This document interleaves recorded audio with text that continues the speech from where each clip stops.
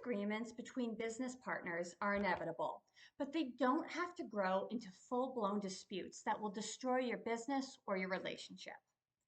My work as an attorney for closely held companies gives me a unique perspective from which to observe how owners navigate and resolve conflict. Or, unfortunately, just as often, how misunderstandings and misalignment of values and goals can tank a business that should have been a money-making machine. My goal for clients is to take reasonable measures in advance to clarify and set mutual expectations, to provide mechanisms for resolving disagreements when they arise, and to mediate situations that are on the cusp of going nuclear. I want to keep my clients out of the contentious litigation, the type that lasts for years, and really the only winners are the lawyers on both sides of the case who are now tens, if not hundreds of thousands of dollars richer. So whether you're a longtime co-owner of an LLC or in talks with a prospective partner to start a new company, and whether you're childhood best friends or two folks who met at an industry networking event with a relationship far more professional than personal, how you handle conflict can make or break your venture. In this video, I'll give you 7 practical tips to resolving partnership disputes constructively, avoid unnecessary drama, and most importantly, protect the business and your interpersonal relationships and reputation. First, let's take a moment to acknowledge that disagreements between owners are normal. In many cases, both parties care deeply about the success of the business. They just have different ideas about how to get there. Or perhaps one party is driven to work around the clock, whereas the other values greater work-life balance, and resentments can start to fester if ownership percentages are not proportional to time on the job.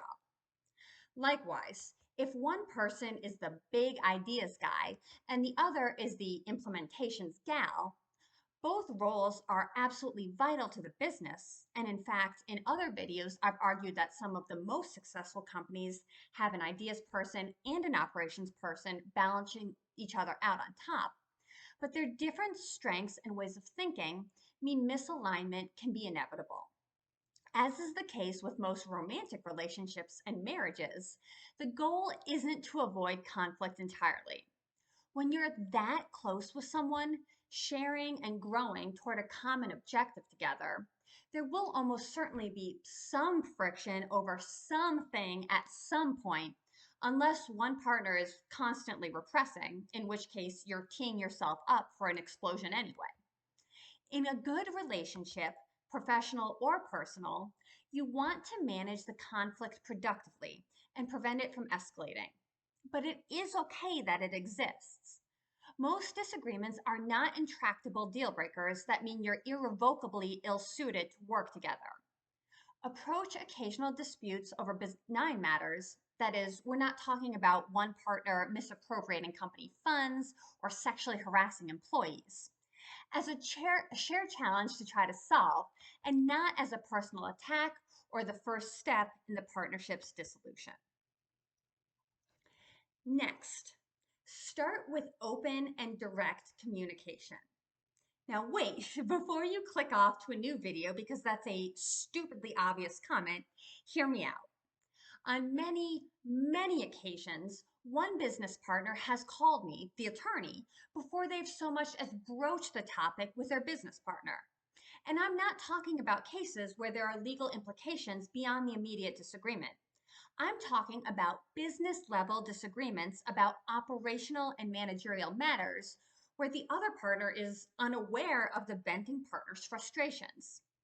This doesn't matter whether I'm the company's counsel or the lawyer for the individual partner.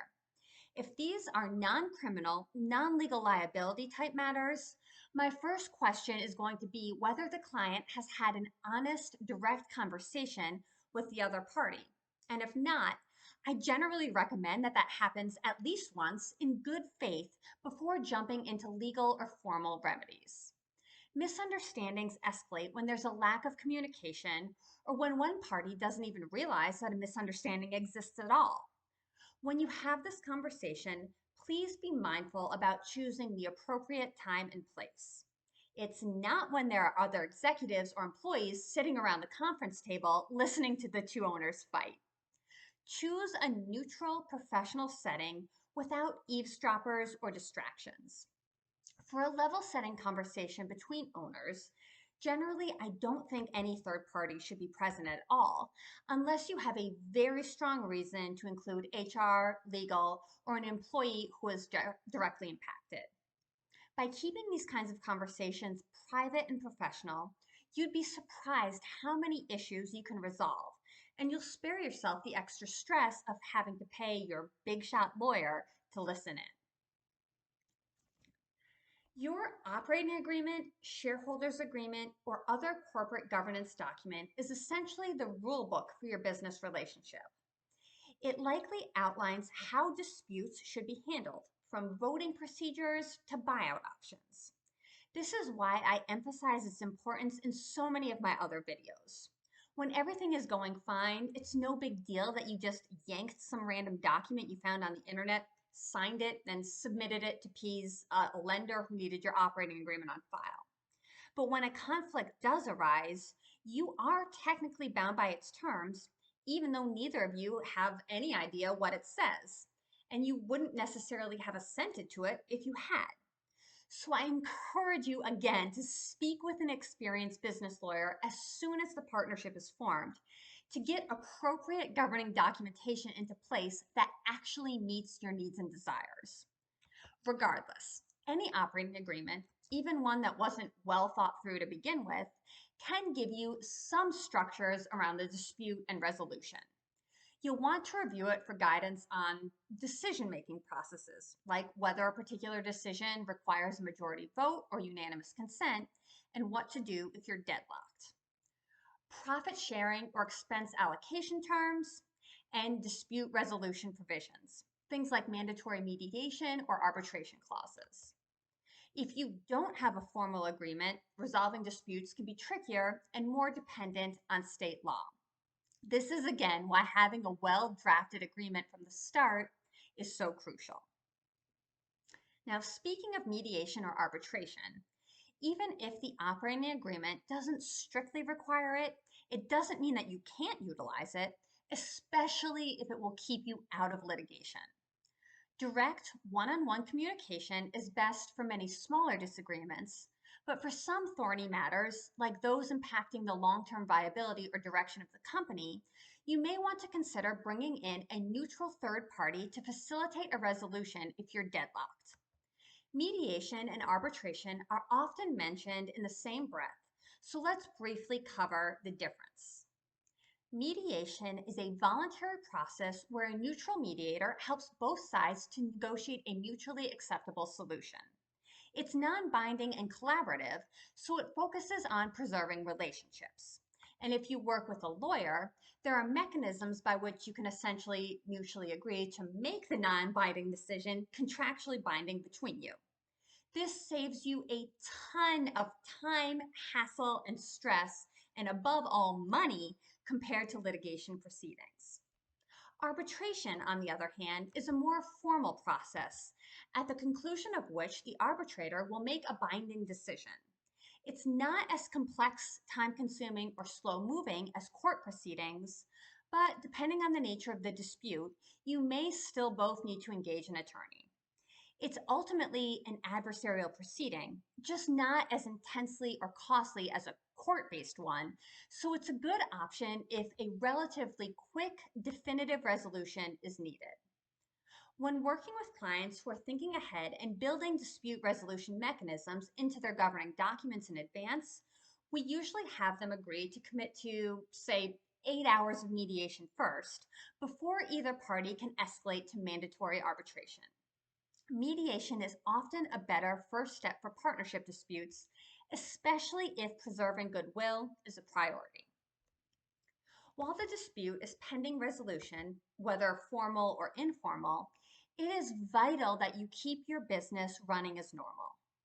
Disputes at the ownership level have an outsized effect, distracting from day-to-day operations and trickling down to impact others who aren't directly involved in the matter, ultimately damaging the business that you've both worked so hard to build.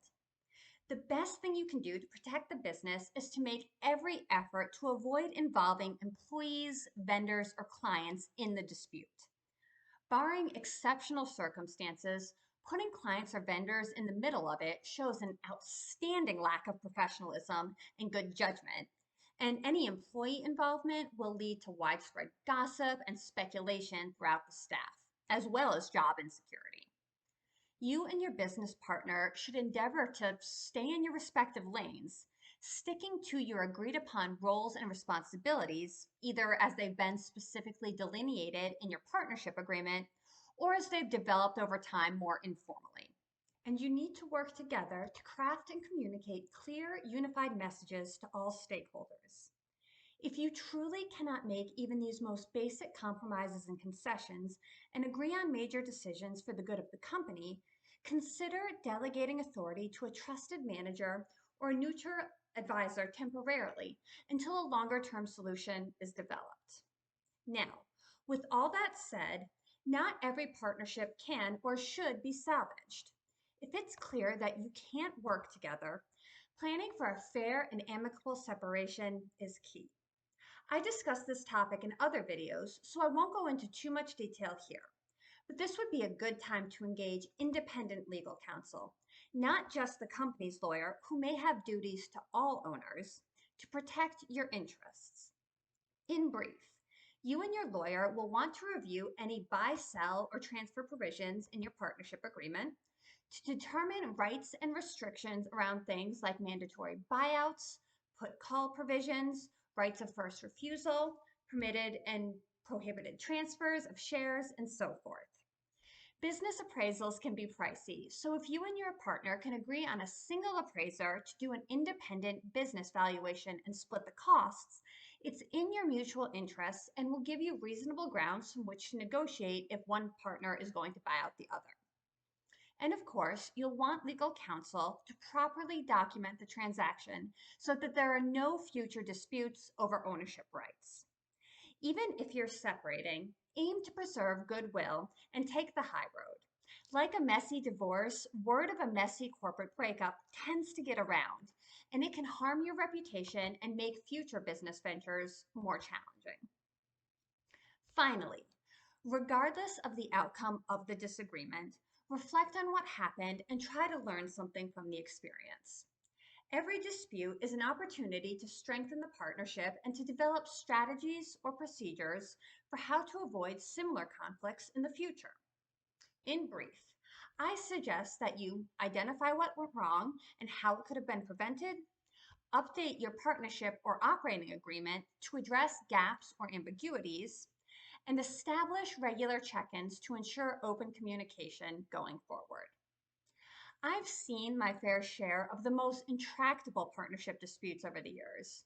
More than one owner with severe substance abuse struggles who showed up to the workplace visibly intoxicated and disappear for days at a time to go on a bender, who refuse to get professional help and are categorically incapable of completing their basic responsibilities.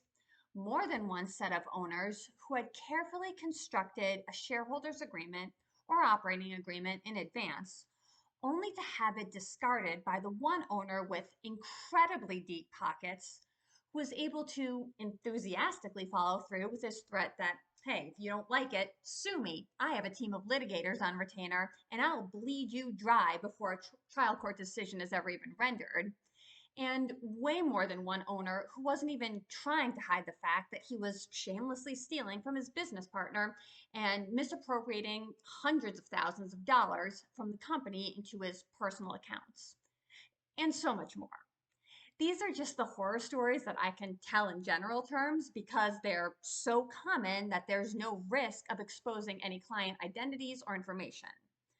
But although these kinds of disputes may sadly be common, they aren't normal. They aren't acceptable. If you are in a situation like the ones I just described involving criminal activity, threat to yourself or your employees, or fraudulent or deceptive practices, this video is not for you. You need to engage a lawyer to make sure you're saying or not saying the right things to your business partner, Documenting the conduct properly as early on as possible, and making sure that your action or inaction won't result in you being held liable for your business partner's misdeeds. You absolutely need a real attorney. This video is not enough. But for most partnership disputes and business disagreements, although they are challenging and stressful and the stakes are still high, with the right approach, they don't have to end with a dissolution of your company and the termination of your personal and professional relationship. Open communication, a well drafted agreement, and dispute resolution mechanisms can help you navigate conflicts and get you back to focusing on your business's success.